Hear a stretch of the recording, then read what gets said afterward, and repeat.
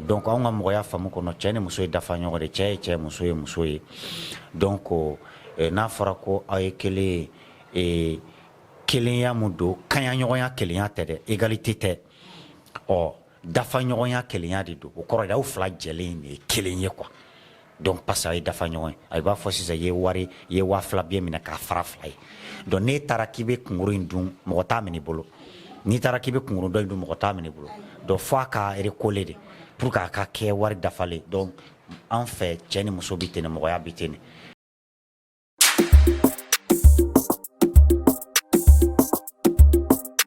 Émission sans détour. Comme tu me dis que nous avons une galère, on a la cabane qui est placée. Ningal mungkin nous avons un fil. Wal mamu gobe munjabi. La wasi ko ningalu ke. Anga solam doa kakatasi. Anga lakubulu. Anga lonyo katasi. Anga sigi reke nyoka. Ningali mana ke mugam bulu nda ko nukil nyo dola jeli. Nafsi la ningalu ke. Jadi be ima go ningalu la video la. Ningalu na sira tamaro fa. Wasa munsa chama WhatsApp ka, Facebook ka, YouTube ka, katasi Instagram ka. Konga yam fe kolonji ta. Jotigi teseka jotigi tibi. Ansinanga emission mande konna. No isante turi munumunu tala be nyiningali te bashimai be nyiningali be munyuni sabaleka munyun yere muye ina fo sabali yere mundi minan karamo kulugoto nyininga aga donye fanya nabi munyuni sabaleka an karamo kulugoto amilame aywa maram bi foko sabe ka an fle baga ni lame baga bela jelen fo to iga nyiningali tono mabari do no de ka fɔ ko muɲu ye mun ye fɔ cogo wɛrɛ la ko sabali fana ye mun ye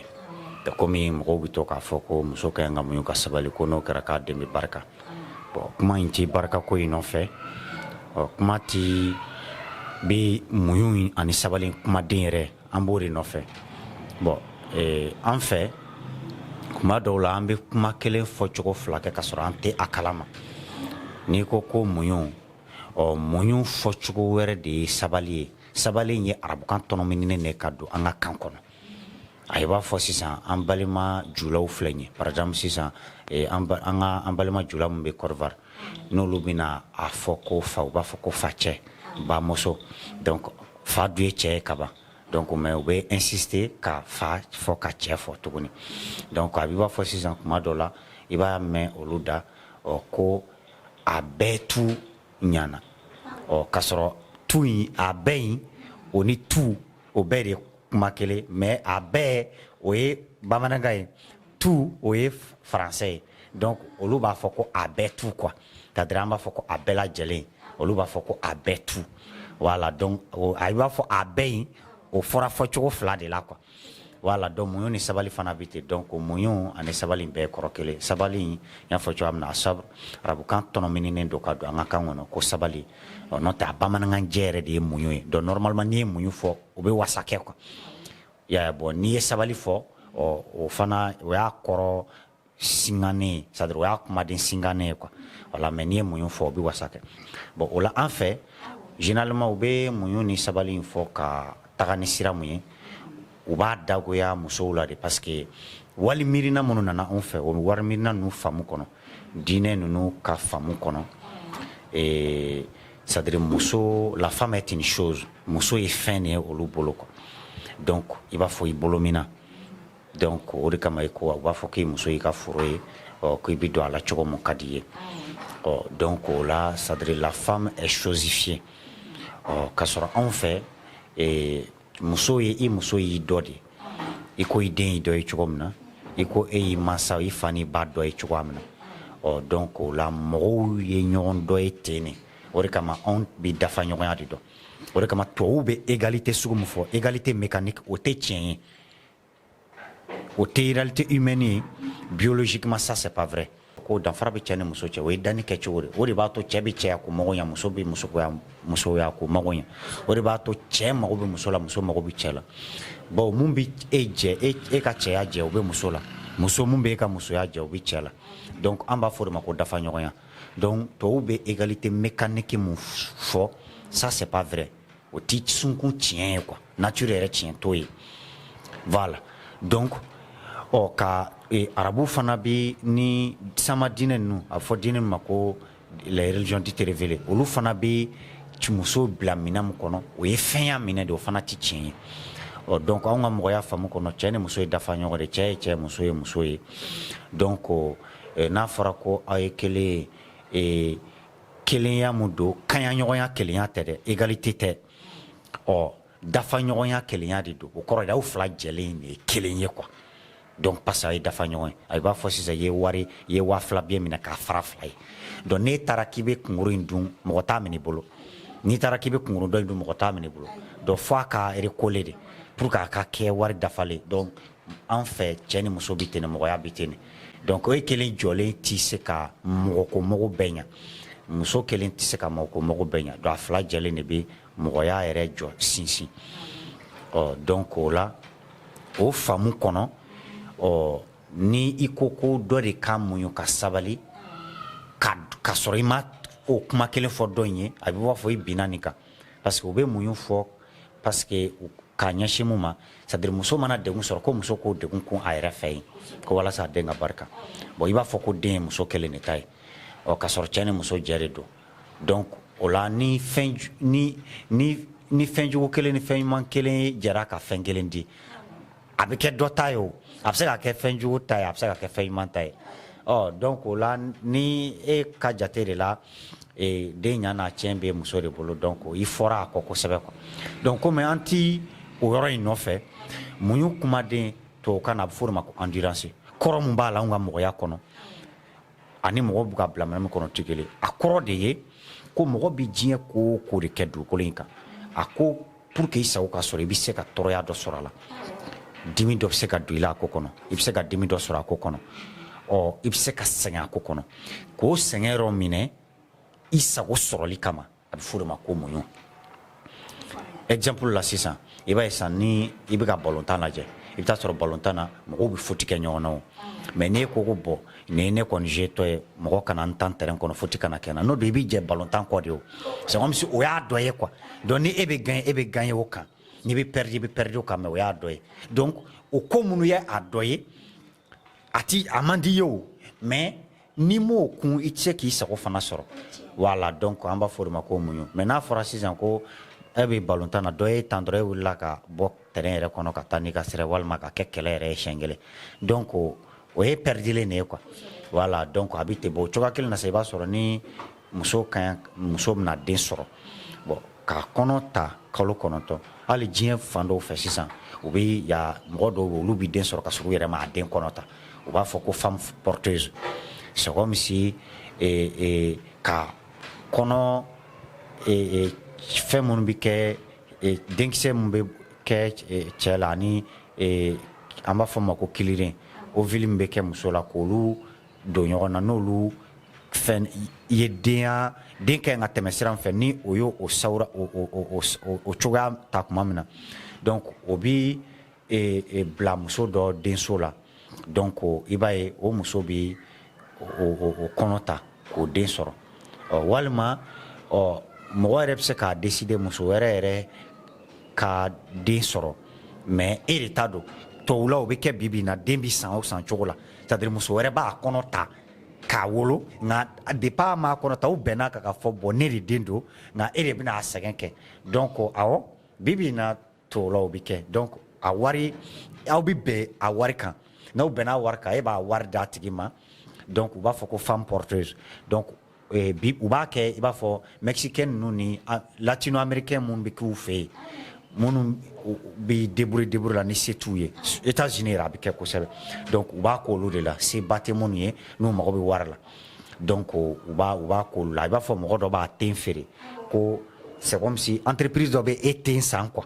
donc entreprise tɔgɔ bɛ sɛbɛn e den kan walima o ka marque sin bɛ kɛ e den na donc i yamaruyalen tɛ ka effacer quoi parce que a wari dir'i ma quoi donc o ɲɔgɔn de don quoi donc américain dɔ yɛrɛ bɛ yen ko Michael Sanders ale ye livre dɔ sɛbɛn ko qu'est-ce que l'argent ne peut pas acheter c'est à dire ko wari tɛ mun de sɔrɔ dɛ donc ale y'o livre sɛbɛn donc ale bɛ nin kuma ninnu de fɔ a ka livre kɔnɔ donc entreprise chinoise dɔ créera donc ni mɔgɔ dimine olu ko de ko olu ka baara ye mun ye ni mɔgɔ bɛ kɛlɛ la ni ka taa yafa dira a fɛ ni i tɛ se ka taa kɛ walima n'i y'a dɔn a ka gɛlɛn ma i bɛ wari sara olu ye olu bɛ taa yafa deli i nɔ na kɔ donc kuma in bɛ mun nɔfɛ sabu anw fɛ yan n'a fɔra ko ka mɔgɔninfin den san anw b'a ye k'a fɔ ko sanni feere fɛn tɛ mɔgɔ ye quoi nka c'est pour dire que diɲɛ kɔnɔ bi o bi kɛ o de kama faamuw ka ca quoi donc n'anw bɛ kuma mun ɲɛfɔ an b'o fɔ anw ka mɔgɔya faamu de kɔnɔ voilà donc o de kama kuma daminɛ n y'a fɔ n ko diinɛ faamu kɔnɔ muso bɛ cogoya min na ani bi bi in na tɔw bɛ ka fɛn mun fɔ cɛ ni muso cɛ kan olu ti tiɲɛ ye quoi nature tiɲɛ t'o ye quoi o kɛra yɔrɔ o yɔrɔ la a wolola nin ko sugu ninnu de la quoi ko minnu man tɛ ka kɛ ni mɔgɔya bɛ degun sɔrɔ a la ɲɛfɛ aw b'o ko ninnu de kɛ donc o de kama i mana diɲɛ ko o ko ta i bɛ taa sɔrɔ a ko bɛ sɛmɛ faamuya dɔ de la a ko bɛ sɛmɛ diɲɛ yecogo dɔ de la donc a ko bɛ sɛmɛ yelifondo dɔ de la n'o ye hakili sira ye tubabukan na paradigme toujours ko bɛ sɛmɛ faamu dɔ de la bon olu fɛ yen par n'i y'o fɔ anw ye sisan an b'a fɔ ko vraiment o man kan ka kɛ mais olu fɛ yen olu b'a fɔ bon n'aw bɛnna la basi t'a la donc olu bɛ wari di o bɛnkanso kɛ donc muso dɔ bɛ kɔnɔ ta ka den wolo mais ale den tɛ dɛ ale bɛna sɛgɛn de kɛ a sɛgɛn sara bɛ d'a ma mais e de den dɔ n'a den wolola i t'a dɔn a bɛ d'i ma a tɛ se k'a ban fana donc o n'a ɲɔgɔn de don quoi donc kuma bɛ mun nɔfɛ i b'a ye den ti sɔrɔ ka kɔnɔ kɔni ta ka den wolo o ti kɛ ni sɛgɛn dɔ tɛ nka e b'o sɛgɛn in kun den in de kama parce que e mago bɛ den na donc o fana ye muɲu dɔ ye donc muɲu wɛrɛ ye jumɛn ye i b'a sɔrɔ e bɛ baara dɔ la sisan bon baara in i bɛ taa sɔrɔ yanni e sago ye mun ye baara kɔnɔ ka kɛ i bɛ taa sɔrɔ i bɛ ta ka bi caman kɛ i bɛ ko caman kun kuma caman bɛ f'i ma ko caman bɛ k'i la i b'a kɛ dɔw la dɔw b'a k'i la diɲɛlatigɛ bɛ ten de nka ne mɔgɔ min sera k'o bɛɛ kun i sago sɔrɔli kama a bɛ fɔ o de ma ko muɲu donc muɲu ye mɔgɔya ɲɛtaga jɔsen dɔ de ye muɲu ye a bɛ fɔ mun ma ko sudan succès jɔsen dɔ de y'o ye bawo e sago tɛ kɛ fiyewu k'a sɔrɔ degun dɔ tɛ bon o la ni e ma labɛn o degun kama i bɛ jɛ sago in fana kɔ quoi voilà mais ka se k'o degun kun sago in kama a bɛ fɔ o de ma ko muɲu mais ka degun kun ye ten o ma fɔ dɛ o ye jugu sagoya de voilà donc mɔgɔya tɛ se ka kɛ o kan mɔgɔya tɛ diya o kan donc o la mɔgɔninfin kelen-kelenna bɛɛ ka ɲi ka muɲu wa mɔgɔninfin kelen-kelenna si t'i sago sɔrɔ n'i ma muɲu c'est à dire i bɛ ko o ko ɲini k'a sɔrɔ a nɔgɔyara o a gɛlɛyara o a teliyara a sumayara i bɛ taa sɔrɔ i bɛ degun dɔ kɔni de ta voilà mais mɔgɔ mun t'i fɛ ka degun foyi ta o fana sago tɛ kɛ quoi san karamɔgɔ ne yɛrɛ ka faamuyali la n'i y'a ta k'a da ɲɛkɔrɔ sisan furuso sɛgɛn o muɲu ni sabali o dɔrɔn tɛ quoi fɛn camanba de b'a kɔnɔna na caman b'a kɔnɔ et puis o muɲu n'o sabali o dama ka kan furu ɲɔgɔn fila bɛɛ de la bɛɛ de ka ɲi k'i jija c'est à dire tant que aw bɛ furu la aw bɛ kɛlɛ b'a kɔnɔ ja b'a kɔnɔ ko caman b'a kɔnɔ par exemple i furu ɲɔgɔn bɛ se ka bana e ka ɲi k'i muɲu kɔrɔ k'a ladon kɔrɔ de ka a banalen kana miiri ko fasan don walima fugariya don c'est à dire degun b'a kan k'o faamu parce que a ɲɔgɔn bɛ se ka bɛɛ sɔrɔ k'a essayer k'a ladon a ka lafiya mais mun de la sisan ni muso ye bange kɛ ni den taara kɛ mɔgɔ tiɲɛnen ye fa b'a kanto ko musojuguden de don mun de bɛ na n'o fɛnɛ ye bon n'a kɛra musojuguden o kɔrɔ ko cɛjuguden fana de don a kuma bɛ ɲɔgɔn da fɛ parce que an bɛ o de fɔ ni muso kɛra muso kelen ni den kɛra muso kelen ta ye o la n'a ma k'e sago i bɛ se k'a toro da o kɔ mais tant que aw fila jɛ don biologiquement fɛn mun bɛ kɛ den yɛrɛ ye dɛ cɛ ka chromosome ani muso ka chromosome o de bɛ jɛ ka kɛ cɛ pɛri de don chromosome 46 de don o 46 la 23 bɛ bɔ cɛ la 23 bɛ bɔ muso la o kɔrɔ de cɛ ka tilancɛ ni muso ka tilancɛ o tilancɛ fila de bɛ kɛ kelen ye ka kɛ den ye quoi donc an y'o fɔ n ko cɛ ni muso bɛ ɲɔgɔn dafa cogoya min na o taamasiyɛn bɛ na den fana den tɛ sɔrɔ fiyewu n'o tɛ hali ni den bɔra mansa kelen na ka tɛmɛ kelen kan i b'a sɔrɔ o kɔrɔ tɛ ko dɔ in dɔ t'a la o fila jɛ de don mais i bɛ taa sɔrɔ o chromosome mana fara ɲɔgɔn kan i bɛ taa sɔrɔ yecogo la den dɔ bi bɔ mansa dɔ la mais i bɛ taa sɔrɔ den comportement walima a caractère i bɛ taa sɔrɔ o bɛ taa mansa dɔ la o bɛ kɛ i b'a sɔrɔ mansa dɔ dusu ka bon den ni mansa kelen bɛ bɔ mais i bɛ taa sɔrɔ dɔ in ka dusubaya b'a la donc mansa dɔ ye mɔgɔ hakilimaba i b'a sɔrɔ den dɔ ni dɔ bɛ bɔ mais i bɛ taa sɔrɔ dɔ in ka hakilimaya ɲɔgɔn b'a la quoi voilà donc parce que u fila jɛ de don donc n'u fila jɛ don o fɛn chromosome fila mana fara ɲɔgɔn kan donc i bɛ taa sɔrɔ dɔ ka cogoya dɔ bɛ fanga sɔrɔ den kan ni dɔ ye quoi voilà mais aw fila jɛ don quoi i bɛ taa sɔrɔ aw fila bɛɛ dɔ bɛ a la mais dɔ ka fan dɔ bɛ fanga sɔrɔ a kan ni dɔ ye i y'a ye donc parce que aw fila bɛ juru mun kan aw kelen-kelenna bɛ juru mun kan o juru nɔ bɛ aw bɛɛ la c'est comme si aw fana bɔra mun na ka tɛmɛ olu nɔ b'aw bɛɛ la olu joli baw la olu nɔ dɔ baw bɛɛ la bon ni fana bɔra mɔgɔ mun na ka tɛmɛ olu nɔ baw bɛɛ la n'i y'a ye a bɛ fɔ ko joli kelenw kana ɲɔgɔn furu a kun dɔ de ye parce que sisan ni joli minnu ka surun n'a ye ɲɔgɔn furu bana i b'a sɔrɔ sisan bana sunɔgɔlen bi kɛ mɔgɔ dɔ la i bi balo ka sa n'a ye ka sɔrɔ a ma déclarer quoi a ma waleya i bɛ taa sɔrɔ a bɛ se k'i minɛ nka a m'i minɛ fɔlɔ mais i bɛ taa sɔrɔ sisan ni aw ye joli kelen ye i bɛ taa sɔrɔ sisan aw mɔkɛw ye kelen walima aw mamusow ye kelen i bɛ taa sɔrɔ sisan bana sunɔgɔlen dɔ tun bɛ mamuso la ale y'o di a den ma tiɲɛ ye e y'o sɔrɔ tiɲɛ ye ɔ maintenant sisan o bana sunɔgɔlen kelen bɛ a den wɛrɛ la o y'o di a den ma tiɲɛ e y'o sɔrɔ tiɲɛ ye donc maintenant sisan o bana sunɔgɔlen fila mana fara ɲɔgɔn kan a bɛ fɔ olu ma ko gène récessif o gène récessif fila mana fara ɲɔgɔn kan o bana a tun tɛ mansaw la dɛ mais a bɛ kɛ den na u b'a fɔ o banaso ma ko maladie récessive par exemple pakistanɛw b'a ko a maladie a mariage consanguin kɛ kosɛbɛ donc i b'a ye a banaw b'olu minɛ yen kosɛbɛ maladie récessive bɛ yen bana dɔw yɛrɛ bɛ wele ten dɔrɔn i b'a fɔ ko joli kelenw ka bana parce que ni aw fɛnw farala ɲɔgɔn kan donc ɲumanw tɔ bɛ renforcer mais fɛn minnu b'aw la n'olu man ɲi olu fana bɛ renforcer quoi i y'a ye donc o fɛn minnu bi aw la ni olu tun man ɲi mais a ma fanga sɔrɔ aw si kan aw mana jɛ ka den mun sɔrɔ ka sɔrɔ o b'aw bɛɛ la dɔrɔn a bɛ fanga sɔrɔ o den na quoi voilà donc i b'a sɔrɔ o den dɔw bɛ kɛ amalidɛnw ye o den dɔw bɛ kɛ hakilabanatɔ wɛrɛw ye o den dɔw bɛ kɛ ninakilibanatɔw ye donc o n'a ɲɔgɔnna ninnu i y'a ye i bɛ taa sɔrɔ farikolo fan dɔ bi cogoya tɛ kɛ cogoya normal ye o bɛɛ tɛ kɛnɛkan ye dɛ o dɔw bɛ kɛ kɔnɔlaw ye quoi donc o bɛ na ni bana dɔ ye bana mun na den t'a ni si ta donc olu n'a ɲɔgɔnnaw de don o de kama anw fɛ a bɛ fɔ ko a man ka kɛ parce que kun de bɛ a la kun min b'a la dɔnni kumaw de don ɔ i b'a ye hali ni anw fɛ sɛnɛkɛlaw b'a dɔn n'i ye saɲɔ sɛnɛ yɔrɔ dɔ la o san wɛrɛ ka saɲɔ sɛnɛ o san wɛrɛ ka i b'a ye dugukolo bɛ commencer ka sɛgɛn mais i bɛ taa sɔrɔ i bɛ suman dɔ sɛnɛ yɔrɔ dɔ la san mun bɛ tugu o la i b'a sɔrɔ n'i ye saɲɔ sɛnɛ o san yɛlɛma i bɛ tiga sɛnɛ walima i bɛ suman wɛrɛ sɛnɛ i b'a sɔrɔ dugukolo tɔ bɛ fanga sɔrɔ ka taa fɛ mais ni e ye suman kelen de dan ka taa dugukolo in fanga bi dɔgɔya quoi donc waati dɔ bɛ se i bɛ wuli ka foro in bila ka taa foro wɛrɛ la quoi donc o de don donc mɔgɔw fana bɛ ten donc ni mɔgɔw ka surun ɲɔgɔn na cogoya dɔ la n'u ye furu kɛ ko mun bɛ se ka bɔ a la o kɔrɔ tɛ k'a bɛɛ bɛ kɛ tɔɔrɔya ye dɛ ko mun bɛ se ka bɔ a la tɔɔrɔya la o dɔ ye nin ye donc bana dɔw bɛ sɔrɔ o fɛ o bana ninnu fana tɛ sɔrɔ sira foyi wɛrɛ fɛ ni o sira ninnu tɛ voilà parce que i b'a sɔrɔ mɔgɔ farikolo mun farikolo fɛn bɛɛ dafalen don 100% na kɔnɔla la ani kɛnɛ kan o man ca quoi farikolo i bɛ se ka dafa kɛnɛ kan mɔgɔw ɲɛkɔrɔ mais i bɛ taa sɔrɔ kɔrɔ tɛ ko farikolo mɔgɔ cogoya bɛɛ dafalen don kɔnɔla la quoi donc o la o fɛn minnu bɛ mɔgɔ la ni olu ma fanga sɔrɔ i kan e bɛ balo ka sa ne yɛrɛ t'a dɔn i b'a sɔrɔ jabɛti bɛ e ka surun jabɛti la mais a t'i la fɔlɔ donc tu es pré-diabétique parce que a b'i mansa la mais a t'e yɛrɛ la fɔlɔ donc i b'a sɔrɔ ne y'i kɛ ko ɲɛ i yɛrɛ b'i balo ka sa a t'i minɛ mais i b'a sɔrɔ sisan aw dɔgɔkɛ a b'o lui aussi il est pré-diabétique donc aw ye dɔgɔkɛ den ni e den mana furu kɛ dɔrɔn i b'a fɔ sisan jabɛti sunɔgɔlen bi u fila bɛɛ la o mana den mun sɔrɔ dɔrɔn jabɛti b'a la donc o n'a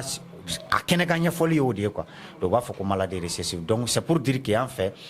kuma mɔgɔ minnu b'a fɔ k'u bɛ ko den ka ɲɛtaga den cɛ dɔrɔn na wala muso dɔrɔn o ye fili ye bon mansa fila jɛ de ye den ye aw bɛɛ kilancɛ de b'a la bon o kɔfɛ den mana na fana a bɛ dɔ ta u bɛɛ la joli la a bɛ dɔ ta u bɛɛ la yecogo la a bɛ dɔ ta u bɛɛ la farikolo kɛnɛya la a bɛ dɔ ta u bɛɛ la a ka mɔgɔya yɛrɛ de yalaw la mais o kɔfɛ sira mun bɛ don a kɔrɔ o kɔrɔ de mara donc don n'a nata la an da bɛna se mara ma donc o fana y'a damana kuma ye donc i mana ŋaniya ɲuman ta den ye cogo o cogo a ka ɲi ka bila sira ɲuman min kan n'e ma se k'a bila o kan a b'a fɔ tɔ y'i ka mansaya jɔyɔrɔ jɛ donc o fana ye a damana ko wɛrɛ ye donc maintenant ne mɔgɔ min dɛsɛr'o la k'a kɛ fasankan ye k'i bɛ turu da i muso kun walima muso ka fɔ k'a bɛ turu da cɛ kun o ye kuma wɛrɛ ye mansa dɔ ka kɛta dɔ kɔlɔlɔ bɛ se ka se den ma o bɛ se ka kɛ o tɛ cɛ muso dɔrɔn ye dɛ o bɛ se ka kɛ cɛ ye o bɛ se ka kɛ muso ye mansa kelen o kelen ka kɛta tɔɔrɔ bɛ se ka den sɔrɔ voilà mais k'a fɔ k'i b'a bɛn mɔgɔ kelen de ma o de ye fili ye quoi voilà donc mais donna nataw la an ka mɔgɔya faamu kɔnɔ o ko in bɛ se ka kɛ cogo di an b'o ɲɛfɔ donc o bɛ dan yan. ne kɔni hakili la a bɔra k'an karamɔgɔ kɔni ka kumaw mɛn sisan ne bolo a bɛɛ ka kɔn ka faamuyali ta nin ko in na o tuma a k'an bɛn o la tuma wɛrɛ.